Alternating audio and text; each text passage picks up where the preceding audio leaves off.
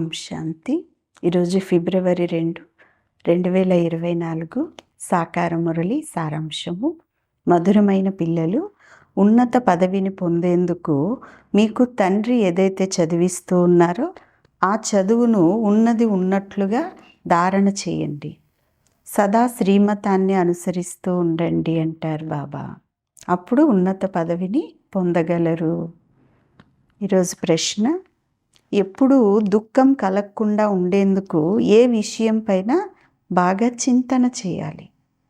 సమాధానం: ప్రతి ఆత్మ ఏ పాత్రను అభినయిస్తూ ఉందో అది ఈ డ్రామాలో ఖచ్చితంగా నిశ్చితమై ఉంది. ఇది అనాది అవినాశి డ్రామా.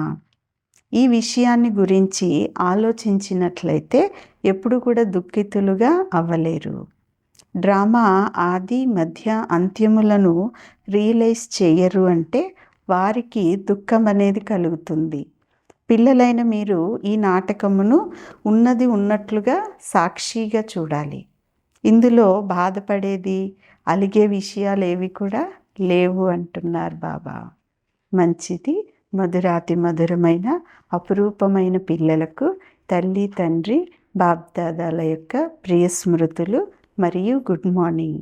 ఆత్మిక తండ్రి ఆత్మిక పిల్లలకు నమస్తే.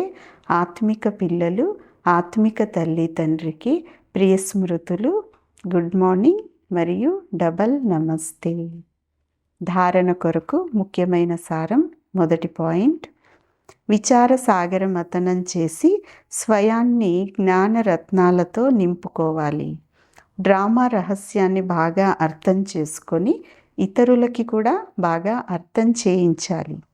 ఏ విషయంలో కూడా దుఃఖపడకుండా హర్షితంగా ఉండాలి అంటారు బాబా.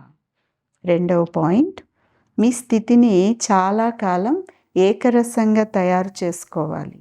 దీని ద్వారానే చివరిలో ఒక్క తండ్రి తప్ప ఇతరులెవ్వరూ కూడా గుర్తుకు రాకూడదు. అలాగే స్థితిని ఏకరసంగా తయారు చేసుకోవాలి. మేమంతా కూడా భాయి భాయి సోదరులము, ఇప్పుడు తిరిగి ఇంటికి వెళ్ళాలి అని అభ్యాసం చేయాలి. ఈరోజు వరదానం: సోమరితనం లేక నిర్లక్ష్యం అనేటటువంటి అలకు వీడ్కోలు ఇచ్చి సదా ఉమంగ ఉత్సాహంలో ఉండేవారు తెలివిగల ఆత్మ కండి. వరదానం యొక్క వివరణ: చాలామంది పిల్లలు ఇతరులను చూసి స్వయం సోమరులుగా అయిపోతారు. ఇదైతే జరుగుతూనే ఉంటుంది, నడుస్తూనే ఉంటుంది అని అనుకుంటారు. అంటే వాళ్ళు కూడా అలాగే చేస్తున్నారు కదా అని ఇతరులను చూసి సోమరులు అవుతారు. ఎవరైనా ఒకరు మోసపోతే అది చూసి నిర్లక్ష్యంగా సోమరులుగా అయ్యి స్వయం కూడా మోసపోవటం ఇదేమైనా తెలివైన పనినా అని అడుగుతూ ఉన్నారు బాబా. ఇలా నిర్లక్ష్యంగా సోమరులుగా ఉండేటటువంటి వారి పశ్చాత్తాప ఘడియలు ఎంతో కఠినంగా ఉంటాయనేది బాబ్దాదాకి ఆ పిల్లల్ని చూసినప్పుడు దయ కలుగుతుంది. అందువలన తెలివి కలిగినటువంటి వారుగా అయి సోమరితనం అనేటటువంటి అలను, ఇతరులను చూసేటటువంటి అలలకు మనస్సు ద్వారా వీడ్కోలు ఇచ్చేసేయండి. ఇతరులను చూడకండి, తండ్రిని చూడండి అంటున్నారు బాబా. స్లోగన్: వారస్ క్వాలిటీని తయారు చేయండి, అప్పుడు ప్రత్యక్షత అనేటటువంటి డంక మ్రోగుతుంది. మంచిది. ఓం శాంతి.